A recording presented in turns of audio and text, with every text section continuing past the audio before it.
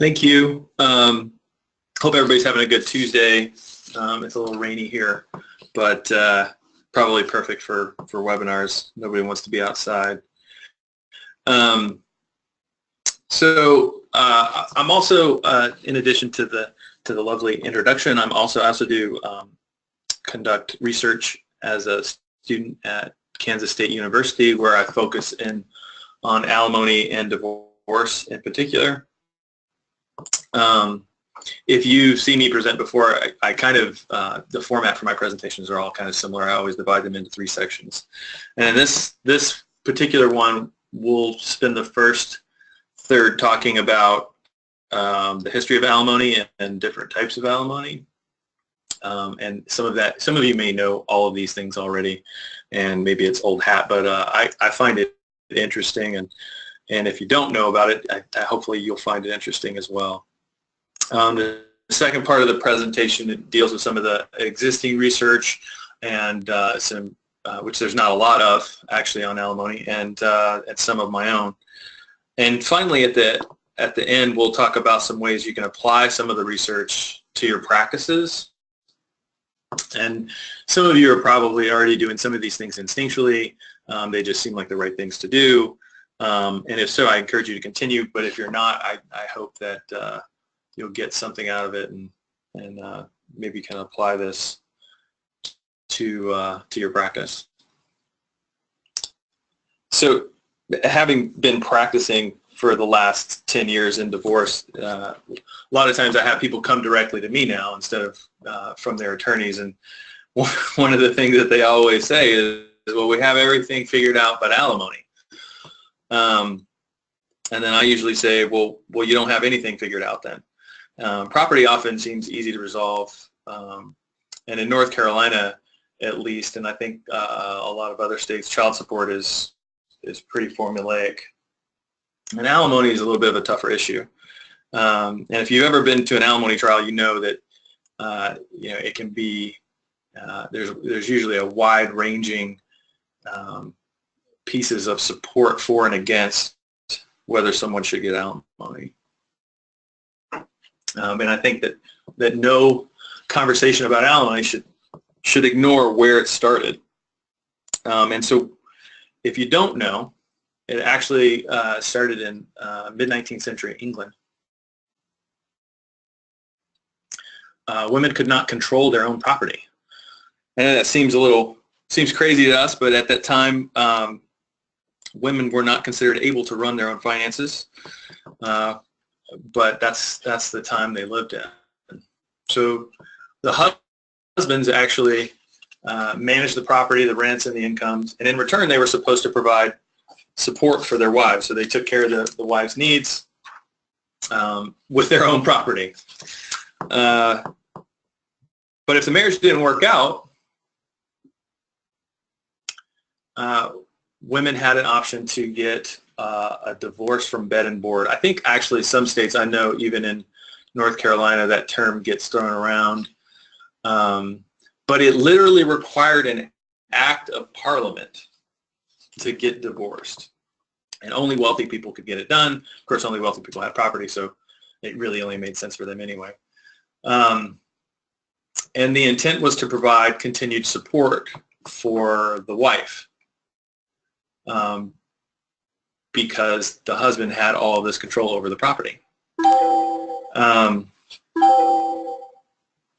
And so towards the end of the 19th century,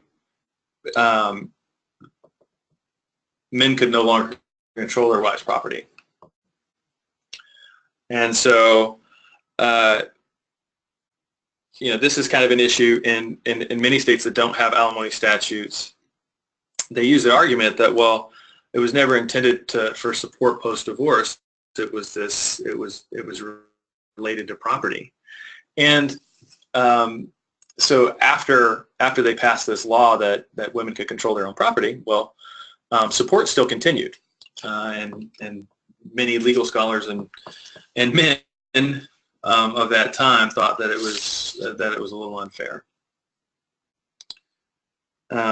So there became 4 types of alimony. So there was a limited duration, which is, I mean, some of us are more familiar with, where it's for a fixed amount of time, it's a certain amount of money, it can adjust depending on changes in circumstances. And there's gross alimony, which is a lump sum, which sometimes, I know some of you who've been doing this a while, a lot of times there'll be a negotiation where, you know, alimony, quote unquote, gets bought out, and that's similar to what gross alimony would have been. And then permanent alimony, of course, for the rest of the lower wage earning spouse's life. And there had been some talk even in that time of making alimony rehabilitative. It was less likely in the late 19th, early 20th centuries for that to occur. It has been more and more involved in any kind of changes in statutes in the 21st century. But the 20th century actually, well, prior to the 20th century and part of the 20th century, there was fault in divorce. So in order to get divorced, you actually had to, you know, somebody had to have done something wrong, an affair, money mismanagement, abandonment, something to where there was a fault. We moved away from fault divorce, although in North Carolina we still have marital fault, where if the lower wage earning spouse has an affair, they are barred from alimony. I know other states probably think that's a little crazy.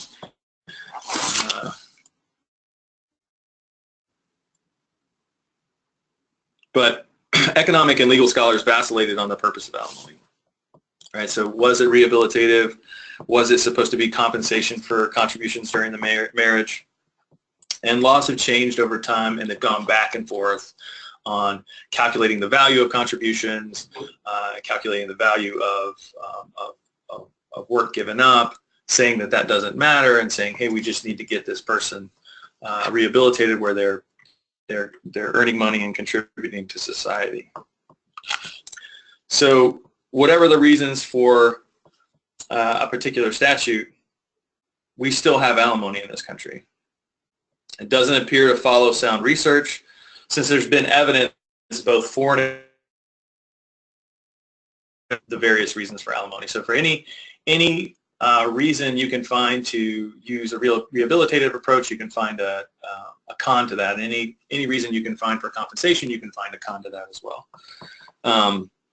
And this has led a lot of people in the legal community to just throw out the research, not consider it, and think that a one-size-fits-all approach is not a good one, and there's no way to generalize spousal support. So what does the research actually say?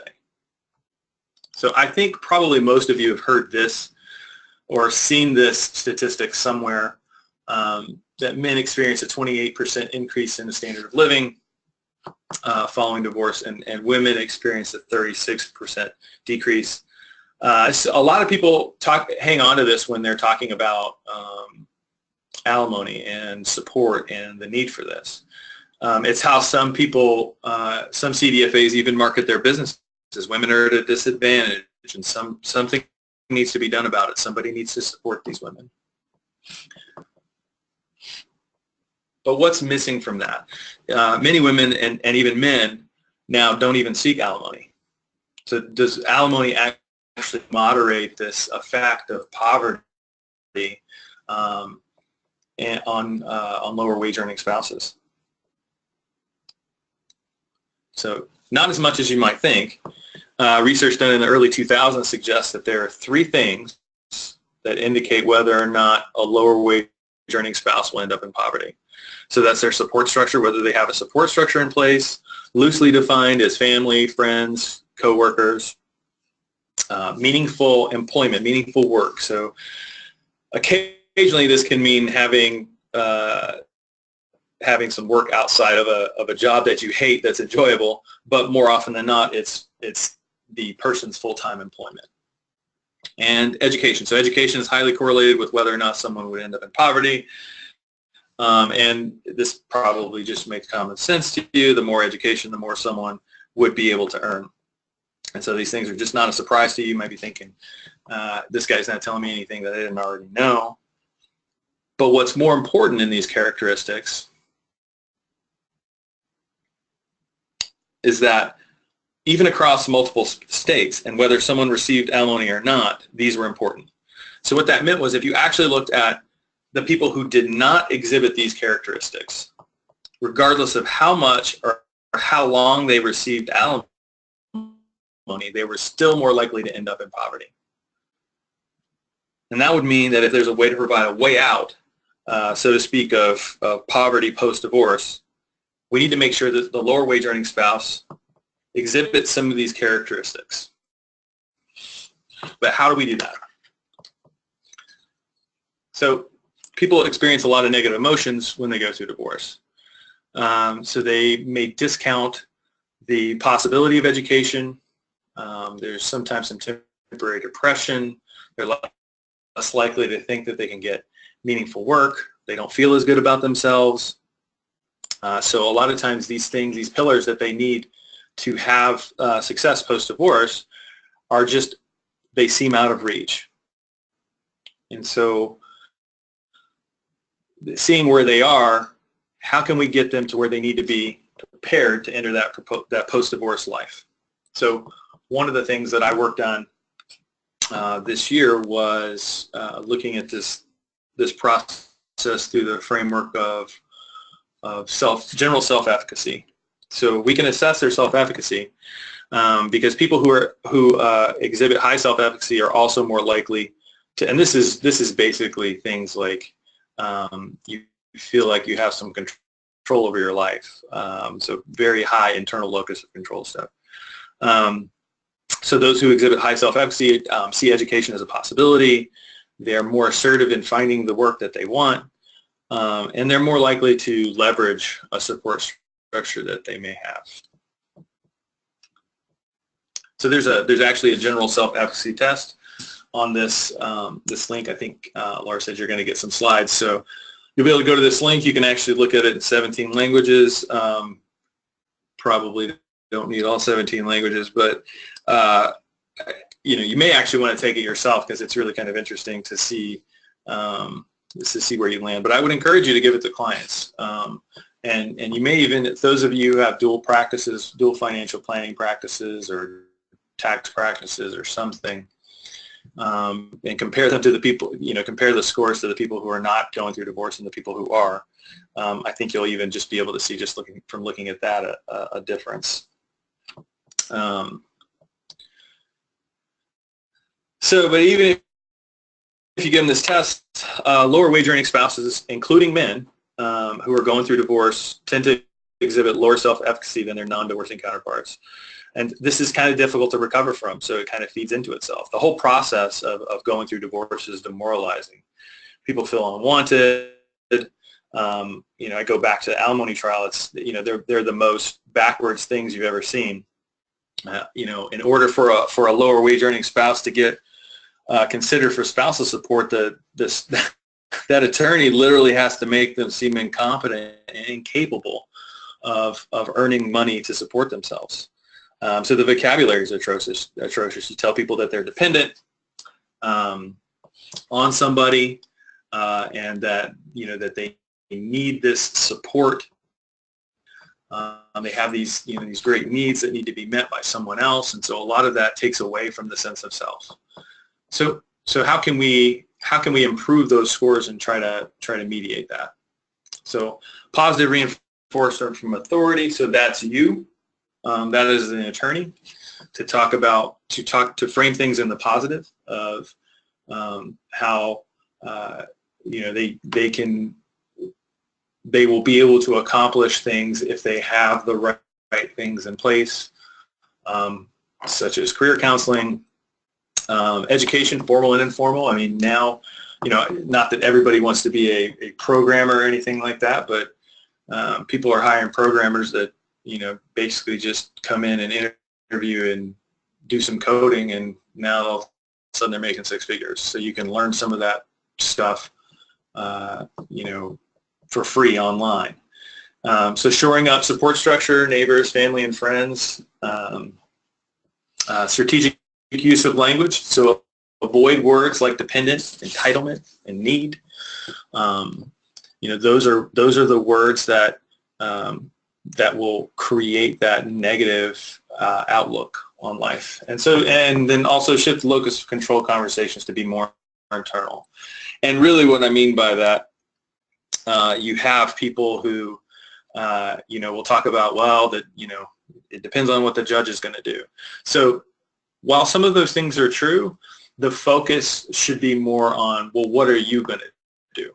So how are you going to do the things that you need to make your life better? All right, so how can this assist with negotiations? All right, so you may want to look at some less traditional alternatives. So education. Education is a little easy to identify but harder to fix, right? So it's expensive, so especially formal education, right? So if somebody wants to be, a medical doctor, maybe they paid for their spouse to be a medical doctor, and they're like, well, I want to have that ability to be a medical doctor too. Well, it's kind of expensive. So sometimes, so determining those educational needs can be pretty difficult. And so you have to determine the needs, and then you have to see if there are enough resources to make it happen, and if not, what are the alternatives? So are there going to be alternatives to this? Is there a way to increase education for this person without spending a ton of money? And part of that, plays into what do they want to do, what can they do. Somebody who is weak in math is probably not going to go get a statistics PhD. Likewise, somebody with low EQ is probably not going to become a psychologist. But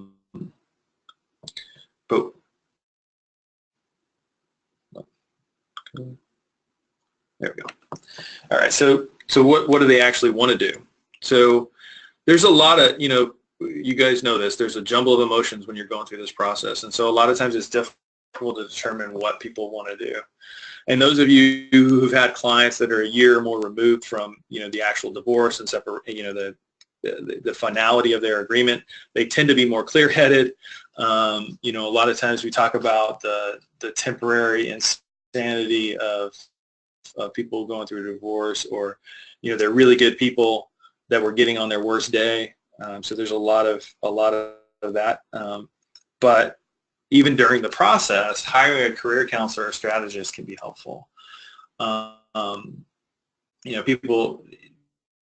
People don't have enough focus. I mean, you may need to have some regular counseling in there, maybe some coaching to get people to think outside of the framework of now, and the divorce is happening now, so I don't really have time to think about this. But these things are important, and they inform the divorce process. It's really kind of amazing, like looking at some of these career counselors and strategists, what they can do with just tweaking a resume, tweaking a LinkedIn profile, figuring out what networking groups you need to go to find this meaningful work that will help people out of poverty. It's also important to keep in mind that meaningful work doesn't necessarily mean low salary. So I know the Amato study talks about it not actually mattering if the job doesn't pay a lot, provided it's meaningful. The problem with that is that there are some economic realities, and there is standard of living issues, and there are often children to raise, and so just because it's meaningful doesn't mean that it should be low salary. And the other thing is, people they want to be valued for the work that they do, and that comes in the form of economic compensation.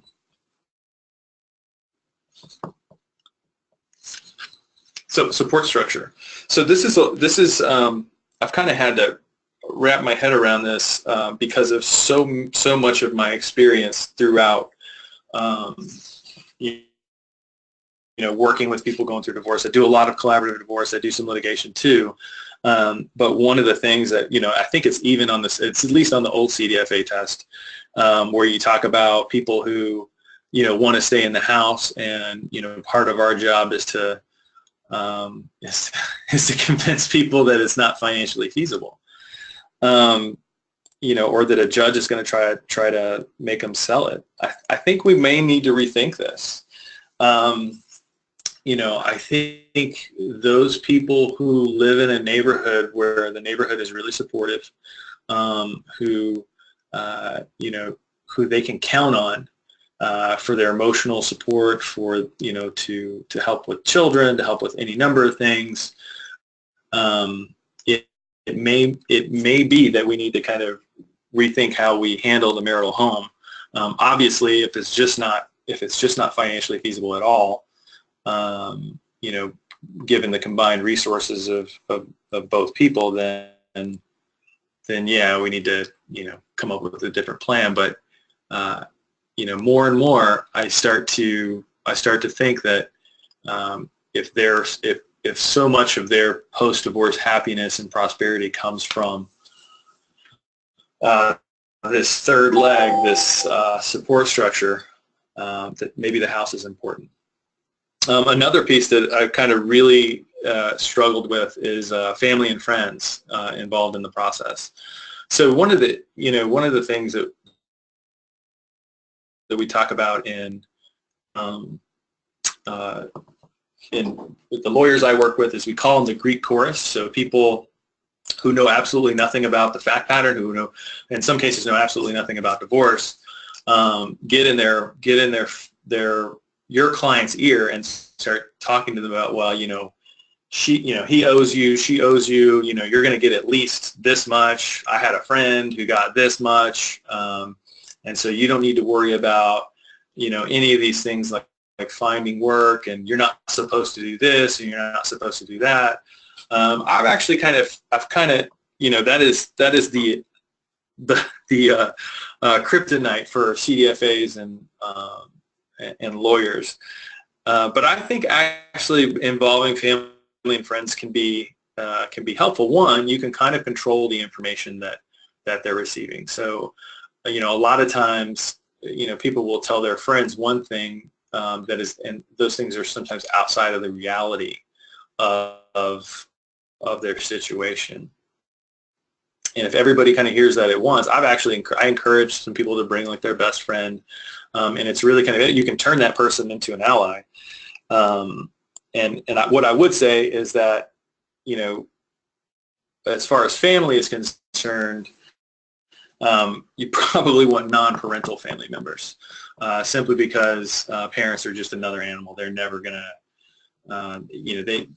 they unless you can get an engineer mom or dad, they're typically not going to be thinking straight for their son or daughter. Another thing that we've kind of worked with, played with a little bit, is formal support arrangements. So not to say that this is like, that getting divorced is like being, being an alcoholic, but the model of Alcoholics Anonymous is really kind of good as far as support is concerned. Maybe having an accountability partner, check-ins, to make sure, so that people are checking in with them to make sure that they're doing okay, that there's nothing they need, and to have like very specific things that they're going to talk about as far as, helping that support.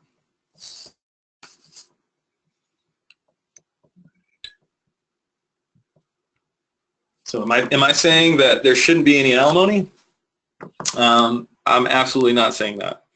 I think that with the current research being done in this area, though, we should focus, our attention on outcomes, less on what the law is. The law notoriously changes very, very slowly, and using research to inform policy and negotiate. Policy is that's more of a long-term thing, but staying current on changing demographics.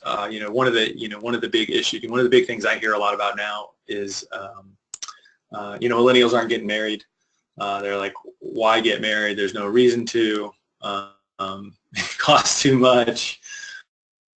And so, making sure that whatever we're doing as far as, negotiations and solving problems for these folks, that it's informed by, some sort of sound research. We don't actually have enough people who are looking into these areas. Like, it's not it's not going to make anybody famous to be a divorce researcher.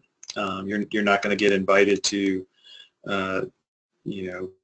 Northwestern Mutual's board or anything like that. It has a negative connotation, and you guys know that just being in the business. But we do need to think more about how we structure support. Maybe it's more of, even though you're not a family anymore, you need to operate financially as a family for some period of time until both people are self-sufficient, and being able to cite that the outcomes are better for people who exhibit these characteristics, who have the education, who have the support structure, who have meaningful work. I think that encourages both sides of the conversation. So even somebody who is, the person who is going to be paying support, they're probably going to jump all over that meaningful work, leg of the stool. But also it's important for them to understand that this person needs a lot of support, and is going through a little bit of a tougher time, and the outcomes for that, if it's a woman, and admittedly some of those numbers are probably a little old, but if it's a woman, that they're more likely to end up with a lower standard of living, and even in poverty. So what do we need to do? The way things currently are, like I mentioned, we have a process where it creates the opportunity for someone to feel bad about themselves, simply because you are applying a lot of negative vocabulary to their psyche. You're saying, hey, you can't, and in North Carolina, I don't know if it is how it is in other places, but often attorneys will say, well, don't get a job at all, because if you get a job, that's going to reduce the amount of support you get. And the reality is that is not only is that harmful to their long-term career prospects, but it is very harmful to just in general their view of themselves. I recently had an alimony trial where, first of all, it was a week-long alimony trial. So if you've ever done these things, it's kind of exhausting. But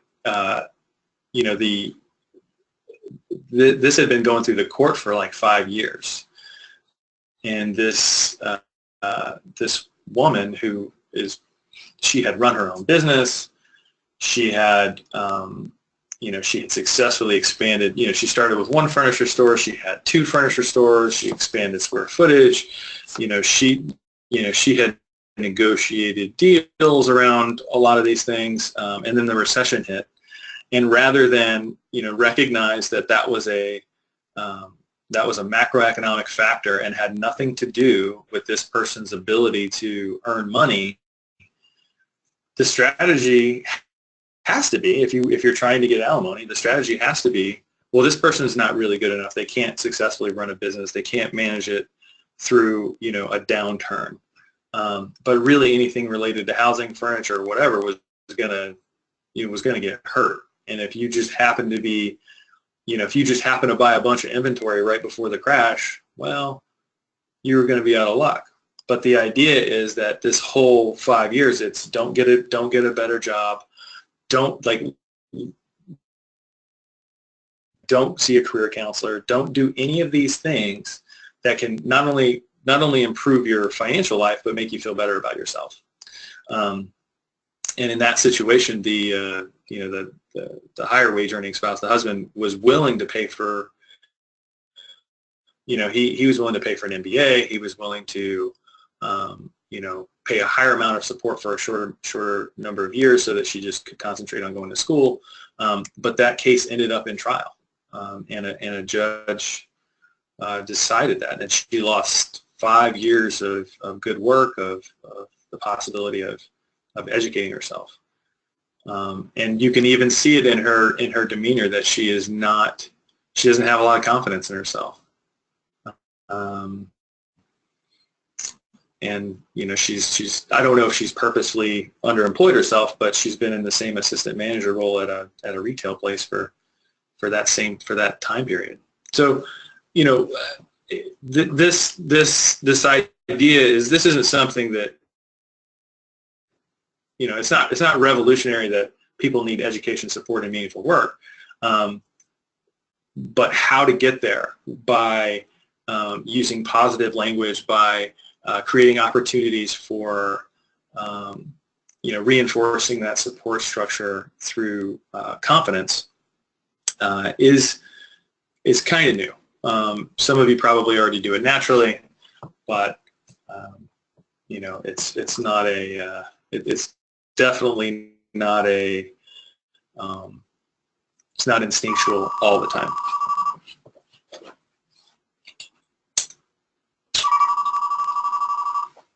All right, so some future research. So one of the things I'd like to do is comparatively examine some of the more creative settlements versus court-ordered settlements for long-term effects. I think, is it Nancy Hattrick? I just saw an email, something about being creative with the marital home. She's doing a free webinar on that somewhere. And I think that, I think we instinctually think that these more creative settlements are better than the court-ordered settlements, but there's not a ton of empirical work done on that, so that we can say, hey, look, this is the real deal. You want to be, you want to be a little bit more creative. You do not want a court deciding this because your outcome's going to be worse. Collaborative divorce coaches. I know not everybody, works in collaborative, but maybe you don't even need to have collaborative divorce coaches. It could just be somebody that's helping them get through this process. So do they have better outcomes by increasing just pure self-efficacy alone? Positive reinforcement, making sure that they feel like they're in control of their lives, for both parties, really. And so does inclusion and career coaches for lower wage earning spouses improve financial incomes? I mean, I think that the obvious answer is yes, but once again, with no real data to back it up, we don't have any way of saying that, this is actually what is occurring. So actually, I ended up being shorter than I thought I was going to be. I thought that was going to be a lot longer. And so I'm at questions.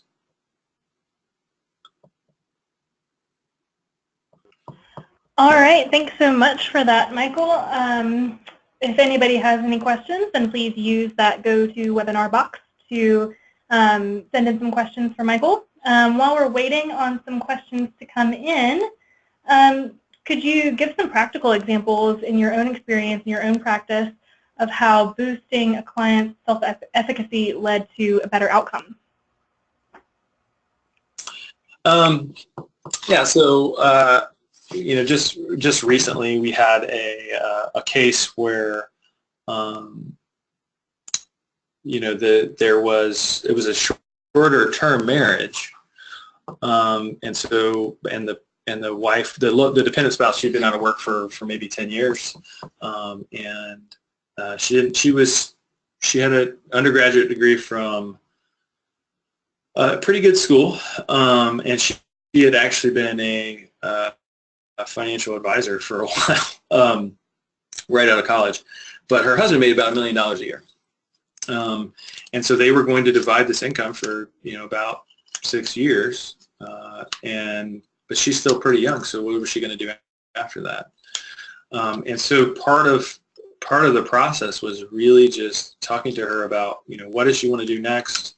A lot of times there needs to be some surety around that something is going to be okay. So at least the next year is taken care of. And so we were able to do a temporary agreement while we managed to get the talk about the permanent settlement. And that relief alone was enough for her to start thinking about that. So she got to talk to a couple of career counselors, and then by the time they settled, in which she still got a good amount of support. Really half, they were splitting, they just would continue to divide that income for 6 years.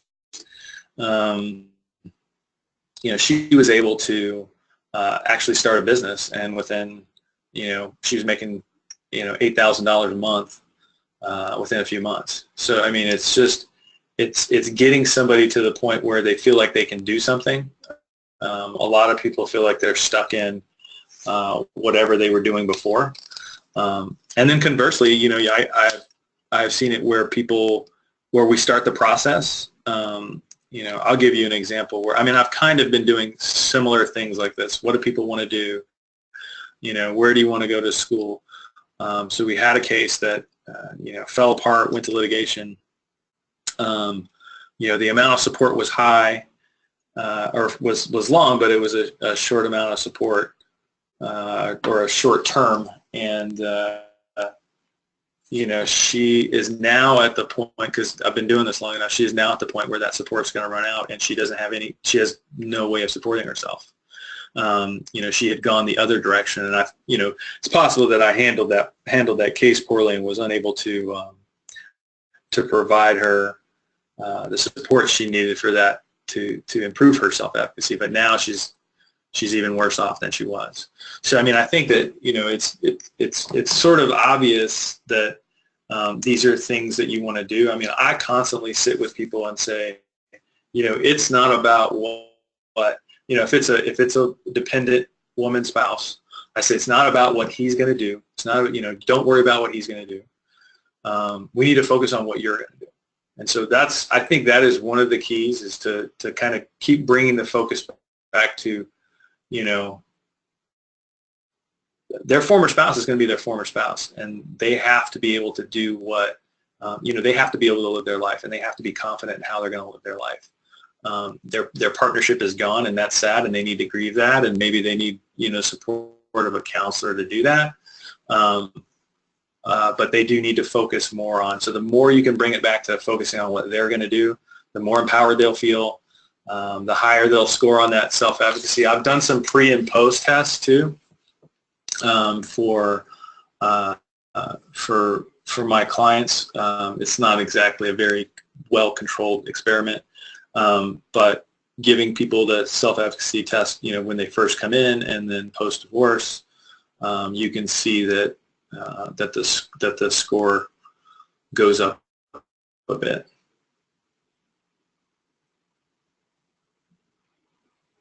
All right. Any questions? Yeah. So we have someone who says, my clients are told not to get education or jobs by their attorneys, and that you're right, the strategy is to look as weak as possible. Do you recommend kind of going against the attorneys and giving this self-efficacy advice during the divorce process, or wait until the divorce is final? I don't think it's legal advice to give somebody confidence. So you may have to avoid certain things that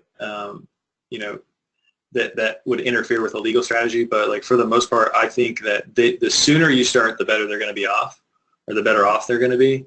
I get that. One, I would talk to attorneys and tell them about this presentation, tell them about the research. If you guys want, I can send out my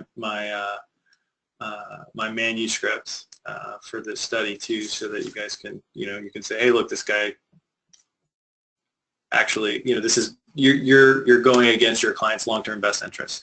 And maybe they don't care, but yeah, I think that you should start as soon as possible. You don't want to ruin your relationship with lawyers, but at the same time, your duty of care is to your client, and they need the best advice you can give them. And education, and like I said, I mean, if they get alimony and it's long term, and they don't exhibit those three characteristics, they don't get education, they don't have meaningful work, and in general they have low self-efficacy, they're more likely to end up in poverty. I mean, so that's just, there's evidence on that. So there's no reason to not do the things they need to do. Now, there may be different strategies that the attorney can, play with, as far as, getting money for education. I think a lot of times attorneys think in that binary of the amount of support and the length of duration that they're going to be able to get for their client. And I think that they need to move away from that and think more holistically about what is going to help their client long term.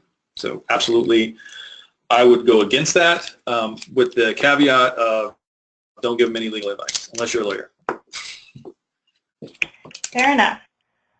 We have someone asking, can you speak of any gray alimony experiences you may have had? Do older folks get treated differently, or are there any tips you can offer in those situations?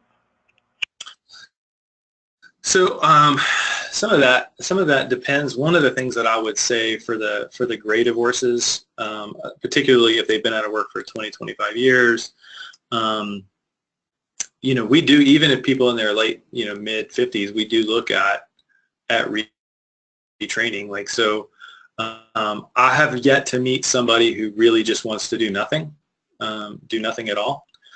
So we talk a little bit about, they're probably going to get support. They're probably going to get it for some, decent period of time. But in order to avoid the poverty trap, we do need to make sure that they have some kind of meaningful work, right? So that could be, like in that case, that's where you're talking about. That could be volunteering. That could be, some other kind of meaningful, low-paying job. Education, that may be where you get more into the informal stuff of where, you're learning how to, maybe they're learning how to use social media, maybe they're learning how to use certain computer programs with their job or for the job, and then just making sure their support structure is intact. I mean, a lot of these gray divorces, their kids have left, they've devoted their lives to their, the last 25 years to these kids, and, they've left, and they, like my mom says, I don't come home often enough. So, I think that just reinforcing some of these things that don't necessarily have anything to do with alimony, and making sure that their long-term outcome is better. So like to say, hey, look, yeah, you need support. You're probably going to get it for a while. But that support is not going to help you stay out of poverty, or is not going to be the defining thing that keeps you out of poverty. It will help, of course, but you need to be doing these things to have a good long-term outcome.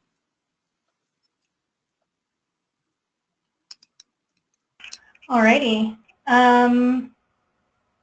What about people who want to change careers entirely? How do you convince a court that it is a reasonable plan? Is that difficult? Well, so that's good. I mean, convincing a court, I mean, I know, in North Carolina, you're not convincing a court of that. So, that's more along the negotiation side to one of the things like, that we look at doing is maybe trading time for more upfront cash, right? So if you need retraining, if you need 5 years of retraining or 3 years of retraining and 2 years to get, on your feet, maybe it makes sense to have like a shorter period of support, and then just a higher amount, right? So like, hey, you're, maybe we can make this a win-win. Let's look at a shorter amount or a shorter duration for a larger amount. I mean, that's kind of how it's kind of how I try to do it. That's not always going to go over 100% well, but a lot of times people, especially payors, hate a long-term, contract. A lot of people hate. In fact, I think they all hate paying anything, but they hate paying for a long time for sure. So I think that you can be a little creative as far as, okay, well, you want to switch careers, let's do that. I'll help you. I will help you switch careers. Here's how we can do it. I think that's really where a CDFA can come in and really add some good value to the divorce process and good value to long term. I don't know if you live in a state where there's like court mandated mediation. I mean, lawyers always like to go back to what a court would do, when in reality most of the time they don't know anyway. But the best option is usually to stay out of court. And so I don't have any advice on what to do if something goes to trial. I think a judge would laugh at me if I suggested that we need to provide a career change for somebody to increase their long-term likelihood of success. I just don't think that they have the bandwidth to kind of make those decisions. It would be an interesting policy discussion. All right, we have a couple of questions about stay-at-home parents and those who just want to raise the kids. They may not be interested in education or reinventing themselves at this time. How are they treated in divorce court matters, and what's the best way to help them? So that's one of those things where you're looking at maybe somebody needs there's some reality that comes into play, right? So and I don't know about anybody else, but typically what I hear is we made a decision for me to stay at home and raise the kids, right?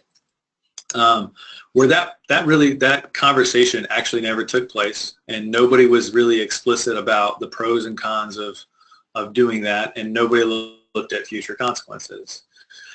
And when you get divorced, the marriage is over, and so a lot of times people, people have to you now have to change your life. So if you want to stay at home, and if somebody is willing to pay for you to stay at home, I think what you do have to those people do have to understand is, great, let's say that we get everything you need, you raise the kids till they're 18, what are you going to do after that? And so what I always do is I always push people to say, what are you going to do after the kids are gone? And then they say, well, I can't really think about that right now. Well, you kind of need to think about it because at some point the support's going to end. Child support's going to end. I don't know how. I mean, I guess Massachusetts has like a really long period of alimony, depending on how long you're married. But in most places, you're probably looking at some end to that support, and so they will need to figure something out. And so, providing that reality check gently, and then just even asking like open-ended questions and letting people talk about the things that they like. I've heard this before. I've had people who say they just, they're not going to have time to do anything. They don't really want to do anything. They don't have, their skills are outdated. And where you start having, and they're just going to stay at home with the kids. But when you really start having a conversation with them, their interests start to come out. And then, they may not be at the, when you first find out somebody wants to weave baskets for a living, that may not be the time to start saying, hey, well, you should start a basket weaving business. But it is information that you should take down, and then think about a way to kind of reintroduce that into later conversations as they start to grasp more and more of what's going to happen. A lot of times what I do is this: you ask people what their best case outcome is, or maybe even have that conversation with their attorney. And if their best case outcome is at 35 and they're going to get 10 years of alimony and 11 years of child support, well, they're going to be 46. Well, what are they going to do then? And then just say, give them their budget at 46 and say, hey, well, you have these expenses and you have no money. What are you going to do? So, it's that part can be harsh, but also what are you going to do? Also gives them more. It's more on them. It's more in their control. What are they going to do? It's not what somebody else is going to do. Once you've taken care of what somebody else is going to do for them, you can focus on what they're going to do. So, you kind of have to do both, but you sometimes have to go through those hypotheticals to get them there. Okay. What tactics have you found useful to get the person who is receiving alimony to adjust to their new reality? Are there practical steps you suggest, such as getting them to save sufficient amounts of their support or getting back to work? So I typically don't work with people post-divorce. So, I sometimes I usually transition them to a financial advisor. So I don't have a ton of good advice here. I usually try to do most of that in the process. I try to get them to a point where, I try to build in their budget some savings, retirement if it's possible, short-term savings if that's possible. And then, and usually their attorney usually wants that built in too. And then, I try to get them thinking about what's next. So, hey, the pushback I usually get is, well, I just need to take care of this and then I'll be able to think about that. And to me, it's part and parcel. So I will push back and I'll say, well, we need to know what you're going to do after now so that whatever we're doing for this process will inform and contribute to your future success. And usually when you use words like success and their future, a lot of times people can come around to thinking about what they're going to do as far as, going back to work or, I'm not saying that this is easy. I mean, sometimes it fails. Sometimes people just refuse to, the emotions are too high, and they refuse to do this. But I think it's important. I think you have to push them on jobs. And so, like even a career counselor, and a lot of times what I'll try to do is I'll say, well, one of the things that I offer, good old sales training. One of the things I offer as part of my services is introduction to a career specialist, somebody who will help you decide what you want to do, because it's important. It's an important part of the process. So if you tell them as a person of authority that it's an important part of the process, usually they'll listen to you. All right. We have a couple questions about lump sum settlements versus alimony. In your experience, have either one of those routes shown better outcomes, and would that be better outcomes for the payer spouse, the payee spouse, or both? I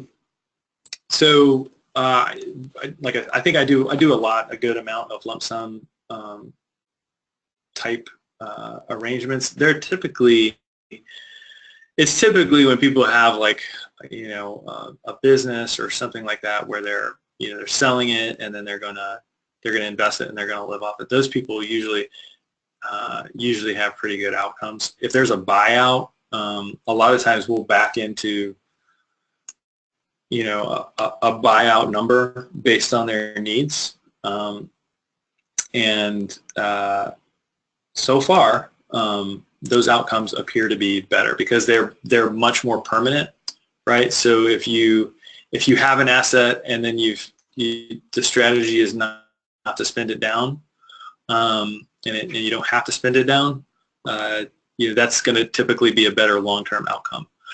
What I would say is that it's the same thing though. So I've done a lot of these, and so the people who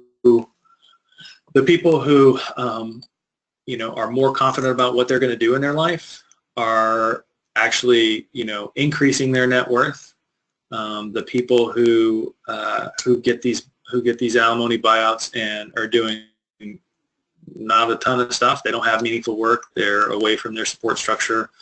They have not chosen to pursue any sort of education or informal or formal.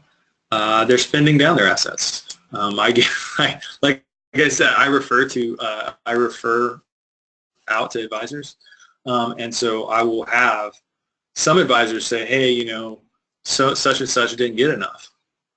When the reality is they got plenty if they had followed their plan. And then other people saying, "Hey, this is like the best client I've ever had. They're not taking what they're not even taking the amount that we budgeted for because they're just doing great." So I think that it's, it definitely is that, that confidence that we need to reinforce to whatever their outcome. So lump sum alimony, I think I would say that it's going to last longer, even for these people who are spending it down. It's still, they're probably going to be better off than people who didn't get lump sum, just because they have a professional helping them with it. I just don't think that. Yeah, I think it's a better, if it is a better outcome for most people. It's clean. The payor is done, and they can, if they had to, give away a bunch of what they perceive as their net worth, they recover quicker. They don't have that hanging over them, and then the payee, I think, is free. And in North Carolina, you can't, I don't know, some other states probably too, you can't cohabitate if you're receiving alimony. So if you get a lump sum, once you have that check, you can do whatever you want. So, there's a lot of freedom associated and that probably builds a little bit of confidence too. So there's a lot of freedom associated with those things and a lot of positive attributes with lump sum. So I prefer lump sum approaches because it encourages people to be free. I don't have any real statistical evidence on whether or not it's better or worse than monthly payments, but I suspect that it is. All right, we have one more question. Are there any books or resources that you give your clients? Any books or resources that I give my clients? I think, well, that kind of depends on what I will do. What I do a lot of times is if I can,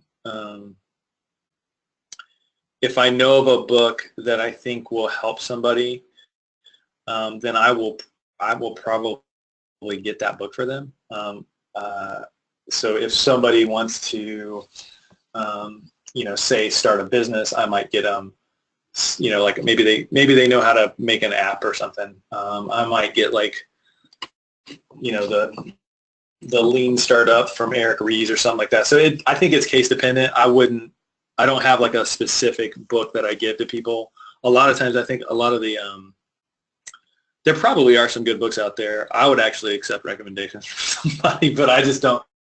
I'm usually trying to be a little bit specific. So like if something comes up in conversation that I think a book may benefit somebody, I will probably just buy it for them and then give it to them in the next meeting or something. All right, perfect. Well, I think that's all we have time for today. But thank you so much for your presentation and all that great information. We will be back next month with our next monthly webinar, and we look forward to seeing everyone then.